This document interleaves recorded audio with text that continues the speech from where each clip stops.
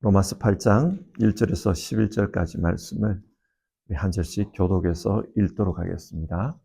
신약성경 264페이지, 265페이지에 있습니다. 로마서 8장 1절에서 11절입니다. 그러므로 그리스도 예수 안에 있는 사람들은 정죄를 받지 않습니다. 그것은 그리스도 예수 안에서 생명을 누리게 하는 성령의 법이 당신을 죄와 죽음의 법에서 해방하여 주었기 때문입니다. 육신으로 말미암아 율법이 미약해져서 해낼 수 없었던 그 일을 하나님께서 해결하셨습니다. 곧 하나님께서는 자기의 아들을 죄된 육신을 지닌 모습으로 보내셔서 죄를 없애시려고 그 육신에다 죄의 선고를 내리셨습니다. 그것은 육신을 따라 살지 않고 성령을 따라 사는 우리가 율법이 요구하는 바를 이루게 하시려는 것입니다. 육신을 따라 사는 사람은 육신에 속한 것을 생각하나 성령을 따라 사는 사람은 성령에 속한 것을 생각합니다. 육신에 속한 생각은 죽음입니다. 그러나 성령에 속한 생각은 생명과 평화입니다. 육신에 속한 생각은 하나님께 품는 적대감입니다. 그것은 하나님의 법을 따르지 않으며 또 복종할 수도 없습니다. 육신에 매인 사람은 하나님을 기쁘게 해드릴 수 없습니다. 그러나 하나님의 영이 여러분 안에 살아계시면 여러분은 육신 안에 있지 않고 성령 안에 있습니다. 누구든지 그리스도의 영이 없으면 그리스도의 사람이 아닙니다. 또한 그리스도께서 여러분 안에 살아계시면 여러분의 몸은 죄 때문에 죽은 것이지만 영은 의 때문에 생명을 얻습니다. 같이 읽겠습니다. 예수를 죽은 사람들 가운데서 살리신 분의 영이 여러분 안에 살아계시면 그리스도를 죽은 사람들 가운데서 살리신 분께서 여러분 안에 계신 자기의 영으로 여러분의 죽을 몸도 살리실 것입니다. 아멘. 성경은 우리가 예수님을 믿으면 새로운 존재가 된다, 그렇게 말씀합니다. 고린도후서 5장 17절의 말씀이 대표적인 말씀입니다. 누구든지 그리스도 안에 있으면 새로운 피조물입니다. 옛 것은 지나갔습니다. 보십시오. 새 것이 되었습니다. 예수님 안에서 새로운 존재가 되는 것을 말씀합니다. 그러면 이 새로운 존재가 어떤 존재입니까? 오늘 본문에는 두 종류의 사람이 나옵니다. 하나는 육신을 따라 사는 사람이고 또 다른 하나는 성령을 따라 사는 사람입니다. 성경이 말하는 새로운 존재란 육신을 따라 살던 사람이 성령을 따라 살던 사람으로 변화되는 것을 의미합니다. 어제 살펴본 본문에 따르면 인간은 비참한 존재였습니다. 율법이 거룩하기에 그 율법을 따라 살면 거룩해지는 줄 알았습니다. 그래서 율법을 따라 살았습니다. 그런데 율법을 따라 살다 보니까 삶이 거룩해진 것이 아니라 자신이 죄인이라는 것이 더 분명하게 드러났다, 그렇게 말했습니다. 율법을 따라 사는데 왜 죄인입니까? 자기 의지로는 선하게 살기를 원합니다. 그런데 현실을 보니까 선은 행치 않고 악을 행하더라는 것입니다. 이것을 보면서 바울이 고민을 했습니다. 왜 이런 일이 일어나는가? 선을 의도하는데 왜 악을 행하며 사는가? 결론은 사람 안에서 역사하는 죄가 문제였습니다. 죄는 힘이 있습니다. 거룩한 율법마저도 죄의 통로가 되도록 만들어버리는 그런 힘을 가지고 있습니다. 그래서 사람은 자기 힘으로는 이 죄에서 벗어날 수가 없습니다.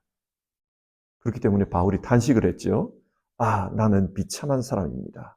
누가 이 죽음의 몸에서 나를 건져주겠습니까? 바울은 이런 비참함에서 벗어나서 새로운 존재가 되기를 원했습니다. 성령을 따라서 사는 거룩한 존재가 되기를 원했습니다. 근데 그게 가능해졌습니다. 어떻게요? 하나님께서 길을 열어주셨다는 것입니다. 오늘 본문은 이 길에 대해서 말하고 있습니다. 자, 그러면 성경 말씀을 같이 보면서 새로운 삶에 대해서 우리가 생각해 보도록 하겠습니다. 본문 1절입니다. 그러므로 그리스도 예수 안에 있는 사람들은 정죄를 받지 않습니다. 여기서 정죄란 헬라어로 보면 카타크리마라는 단어인데요. 형벌, 심판 그런 뜻입니다. 예수님 안에 있는 사람들에게는 형벌이 없다고 합니다. 여기서 말하는 형벌이 어떤 형벌입니까? 로마서 7장에서 인간은 죄에게 노예처럼 그렇게 묶여 있다고 했습니다. 그리고 로마서 6장 23절은 그 죄의 삭은 죽음이라고 했습니다. 따라서 죄의 노예로 살던 사람은 죽음의 형벌을 받을 수밖에 없습니다. 이 죽음은 육신의 죽음뿐만 아니라 영혼의 죽음이기도 합니다. 영원한 죽음입니다. 하지만 예수님 안에 있는 사람들은 이 형벌에서 벗어났다고 합니다. 어떻게 이런 일이 가능한가? 2절을 보면요. 그 이유가 나옵니다. 그것은 그리스도 예수 안에서 생명을 누리게 하는 성령의 법이 당신을 죄와 죽음의 법에서 해방하여 주었기 때문입니다. 예수님으로 말미암아 우리에게 성령이 임하였고 그 성령께서 우리를 죄로부터 해방했다. 그렇게 말하고 있습니다. 성령의 하시는 일에 대해서 우리가 잠시 생각해 봅시다. 성령은 어떤 일을 하는가? 성경을 보면 성령은 사람을 살리는 일을 합니다. 에스겔서 37장을 보면요. 마른 뼈 환상 이야기가 나옵니다.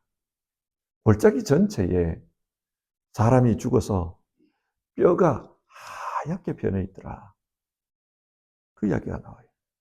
그런데 그런 골짜기에 하나님의 말씀이 선포되니까 뼈들이 살아나고 그 뼈 위에 이 피부가 입혀지더라.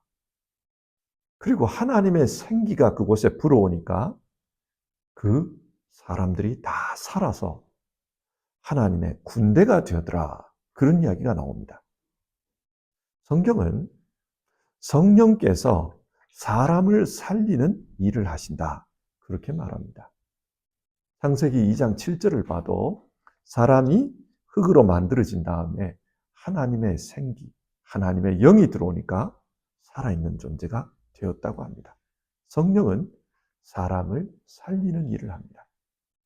그런데 이 사람을 살리는 일이라는 것은 또 다른 의미에서 생각해 볼 수도 있습니다. 예수님을 믿기 전 바울은 율법을 따라 살던 사람입니다. 그리고 그 율법 때문에 스데반을 죽이는 일까지 했습니다. 당시 바울 자신은 몰랐지만 그는 율법을 따라 사는 가운데 사람을 죽음에 이르게 하는 죽음의 존재였던 것입니다. 그런 바울을 예수님께서 만나 주십니다. 다메섹 사건이지요. 다메섹으로 가다가 부활하신 예수님을 만났습니다. 환한 빛 가운데 찾아오셨고 그 빛을 본 바울은 눈이 멀었다고 합니다. 이렇게 눈먼 바울을 위해서 예수님은 아나니아를 준비해 두셨습니다.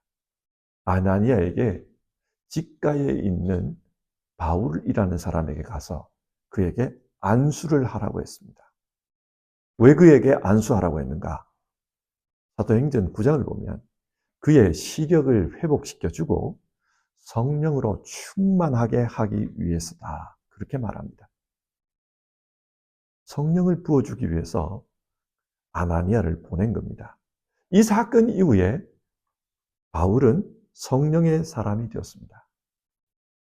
성령은 사람을 살리는 일을 합니다. 그런데 이걸 다르게 말하면 사람을 변화시키는 일을 합니다. 바울이 성령의 사람이 되었을 때 어떻게 변했습니까? 자기 자신에 대한 이해가 변해요. 그 전까지는 자기는 의로운 자라고 생각했습니다. 히브리인 중에 나보다 더 열심히 율법을 따르는 사람이 있는가 자부심으로 살았어요. 그런데 성령이 임한 이후에 나는 죄인 중에 우두머리입니다. 자기 자신에 대한 이해가 달라집니다. 성령이 임하면 우리 자신에 대한 이해가 달라집니다. 사람들이 하나님을 믿으십시오. 그러면 많은 경우 왜 하나님을 믿어야 되는지 이유를 모르겠다 그래요.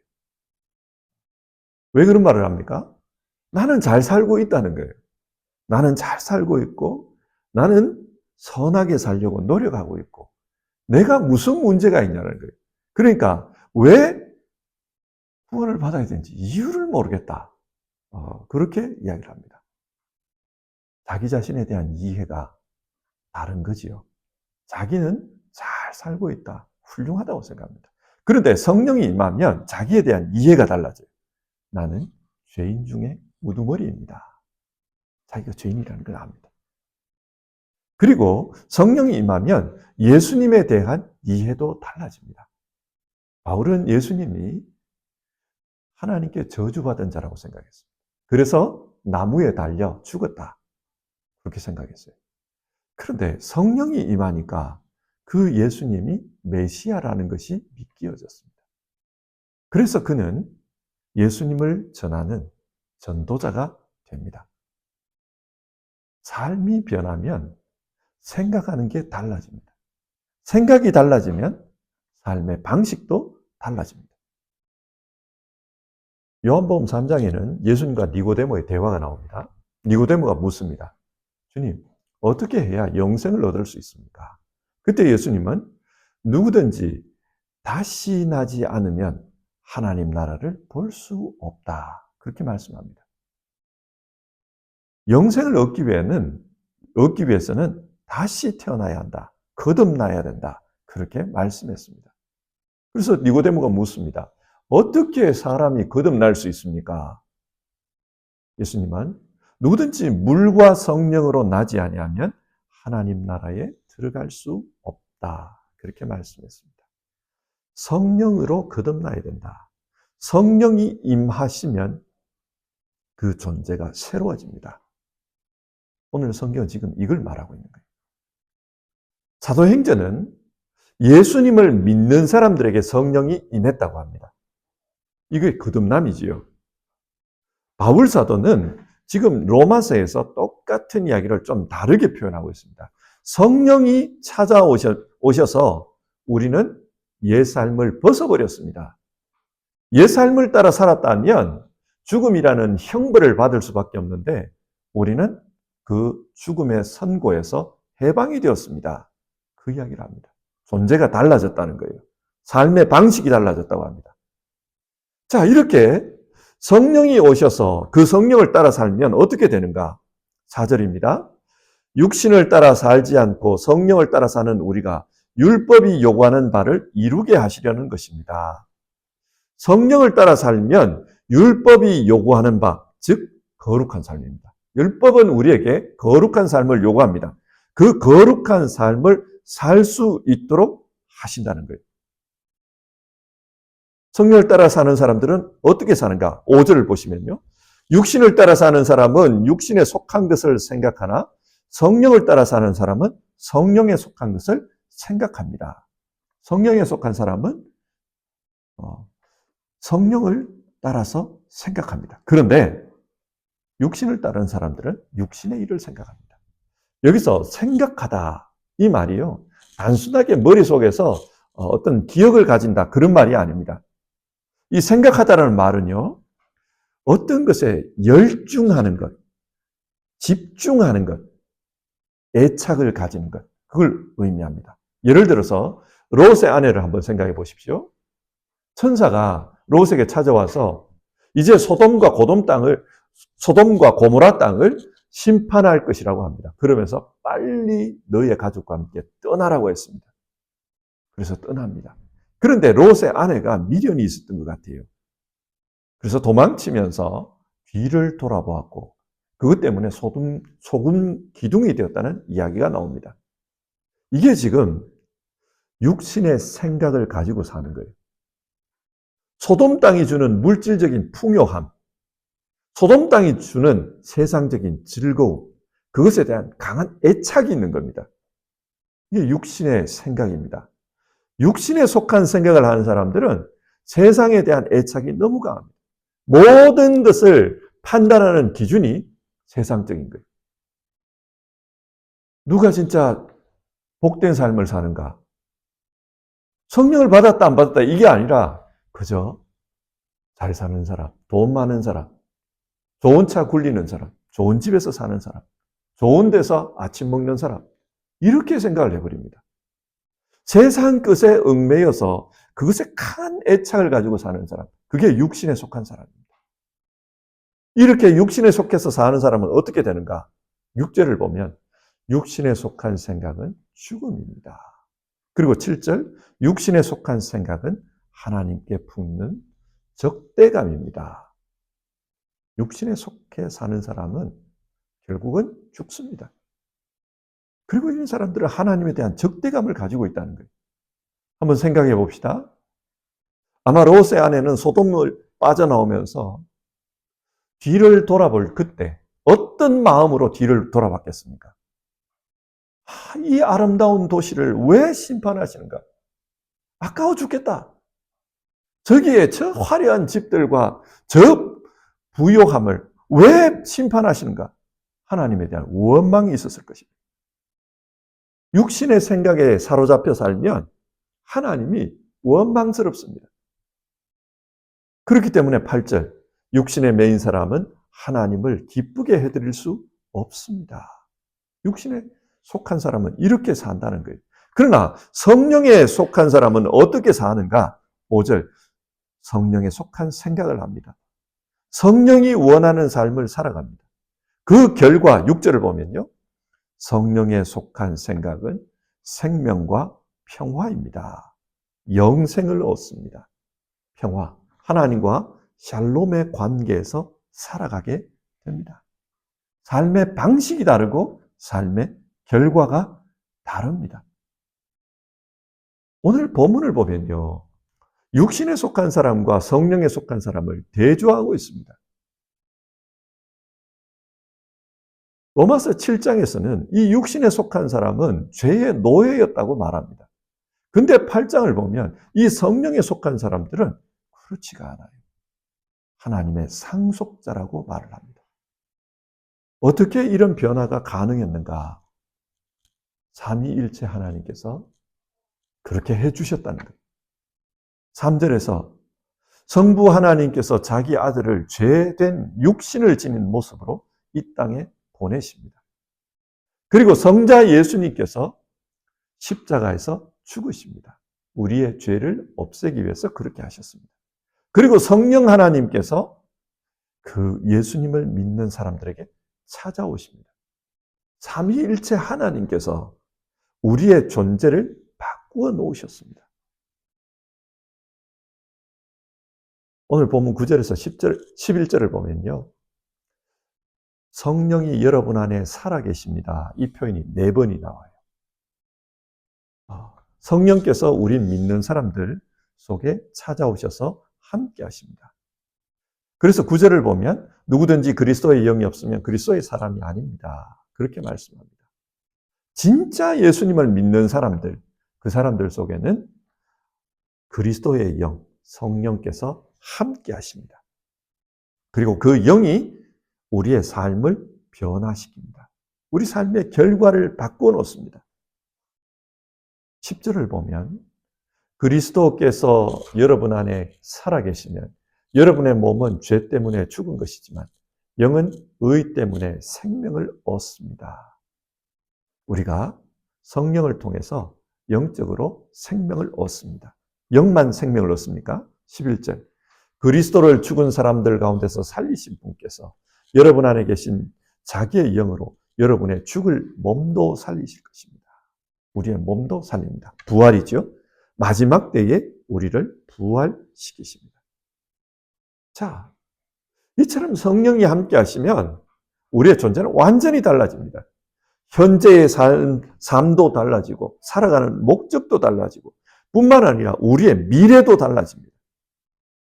그래서 우리 성령은 우리를 온전하게 새로운 존재로 바꾸어 버립니다. 자, 오늘 말씀을 한번 정리를 해보겠습니다. 로마서 8장은 예수님을 믿는 사람들에게 어떤 일이 일어나는가? 이신칭의 복음의 결과에 대해서 말하고 있습니다. 예수님을 믿는 사람들에게는 성령이 찾아오신다는 거예요. 그리고 그 성령은 우리의 삶을 변화시킵니다. 존재를 변화시키고요. 살아가는 방식을 변화시킵니다. 뿐만 아니라 우리의 현재와 미래를 변화시킵니다. 그래서 장차 부활하여 영원한 생명을 살아가도록 하신다. 성경은 그걸 말합니다. 이 말씀을 오늘 우리의 입장에서 한번 생각해 봅시다. 우리 모두는 예수님을 믿는 사람들입니다. 예수님을 믿는 사람들이라면 성령께서 지금 우리와 함께 하십니다. 그리고 성령께서 함께 하시면 우리의 삶을 변화시킵니다. 육신에 속한 사람에서 성령에 속한 사람으로 이렇게 변화시킵니다. 그리고 살아가는 삶의 방식도 바꾸어 버립니다. 육신에 속한 생각으로 살던 사람이 영에 속한 생각으로 살게 하십니다. 우리의 현재가 달라졌습니다. 뿐만 아니라 우리의 마지막도 달라집니다. 그래서 부활을 믿기 때문에 우리는 이 땅의 삶에 소연해서 살 수 있고 이 땅의 삶에 집착하지 않습니다. 그런데 말입니다. 이렇게 예수님을 믿는다고 하는데 우리 자신을 가만히 돌이켜보니까 왜 나에게는 성령의 열매가 없지? 그런 경우가 있을 수 있어요. 세례를 받았고 교회를 다니고 있습니다. 그런데 삶에 별로 변화가 없는 것 같아요. 성령이 임하셔서 우리의 존재가 새로워졌다 그러는데 여전히 육신에 속한 사람처럼 생각하면서 욕망에 얽매여 있는 것 같습니다. 그렇다면 여러분 어떻게 해야 합니까? 이 경우를 어떻게 이해해야 합니까? 진짜 성령이 임한 것입니까? 아니면 성령이 임했다라고 자기 혼자 그렇게 생각하는 겁니까? 어느 경우입니까? 만약에 내가 착각하고 내 스스로 나는 성령 임한 사람이다. 그렇게 믿고 있다면 그러면 우리는 어떻게 해야 합니까? 어떻게 해야 문제가 고쳐지는 겁니까? 예수님께서 이런 말씀을 하셨습니다. 구하여라. 그리하면 너희에게 주실 것이다. 찾으라. 그리하면 찾을 것이다. 문을 두드리라. 그리하면 너희에게 열어주실 것이다. 너희 가운데 아버지가 된 사람으로서 아들이 생선을 달라고 하는데 생선 대신에 뱀을 줄 사람이 어디 있으며 달걀을 달라고 하는데 전갈을 줄 사람이 어디에 있겠느냐. 너희가 악할지라도 너희 자녀에게 좋은 것들을 줄 알거든 하물며 하늘에 계신 아버지께서야 구하는 사람에게 성령을 주시지 않겠느냐. 하나님께 구하라고 합니다. 구하면 하나님께서 우리에게 성령을 주신다고 합니다. 우리가 진짜 복음을 믿는 사람이라면 이 기도를 해야 합니다. 하나님, 저에게 하나님의 영을 부어주십시오. 성령님 찾아와 주십시오. 내 인생에 강림하여 주십시오. 우리는 그 기도를 해야 합니다. 성령 없이 신앙한다고 그렇게 몸부림쳐서는 안 됩니다. 근데 여러분, 여기서 우리가 구분할 게 있어요. 성령의 임재와 성령의 충만은 다르다는 사실입니다. 우리가 예수님을 믿고 정말로 그 믿음 가운데 성령이 찾아오시는 것, 성령의 임재입니다. 이것은 일생에 한 번이에요. 성령이 우리를 찾아오는 것은 한 번입니다. 그런데 우리가 살다 보면 성령께서 우리 가운데 임재해 계시지만 성령의 역사를 가로막을 수가 있습니다. 갈라디아서 5장을 보면 이런 말씀이 나오지 않습니까? 육체의 욕망은 성령을 거스르고 성령이 바라시는 것은 육체를 거스릅니다. 성령이 우리에게 임재해 계시는데도 불구하고 육체의 욕망을 자꾸 사모하면은 성령을 거스른다는 거예요. 그러면 우리 안에서 성령께서 일하시기 어렵습니다. 성령의 그 충만함이 나타나지 않습니다. 그래서 우리가 정말로 내가 예수님을 믿고 성령이 임한 사람이라면 주님 내 안에서 영으로 충만해지시기를 원합니다. 성령 충만한 삶을 사모하오니 주님 도와주시옵소서. 이 기도가 필요합니다. 그리고 동시에 우리 자신이 노력할 부분이 있어요. 육신의 욕망을 제어하는 겁니다. 이게 중요해요. 여러분, 우리는 너무 어쩌면 이 욕망에 길들여져 있어요. 왜냐하면 이 본능이잖아요. 태어날 때부터 가지고 살아가는 본능이잖아요. 너무 길들여져 있다 보니 이게 이상하게 느껴지지를 않습니다. 그래서 정말로 성령이 우리 안에 있지만은 이 욕망에 길들여져서 너무나도 자연스럽게 그 욕망을 쫓아서 살아갑니다. 욕심을 내고요. 그리고 쾌락을 추구하고요. 그리고 편안함을 추구합니다. 우리가 그렇게 살 수 있습니다. 그래서 오늘 아침에 우리 같이 기도하기를 바라는 것은 하나님, 정말 하나님의 영으로 충만한 삶을 살고 싶습니다. 그를 위해서 내가 내 자신이 내가 해야 될 일들을 돌아보기를 바랍니다. 육체의 욕망으로 사로잡혀 그렇게 살고 있다면 주님 나를 다스려 주시옵소서. 나는 하나님의 영으로 충만한 삶을 사모합니다. 주님, 새로운 모습으로 살기 원하오니 나를 도와주시옵소서. 우리가 그런 기도를 했으면 합니다. 우리 같이 기도하고 우리 찬송하고 기도하겠습니다.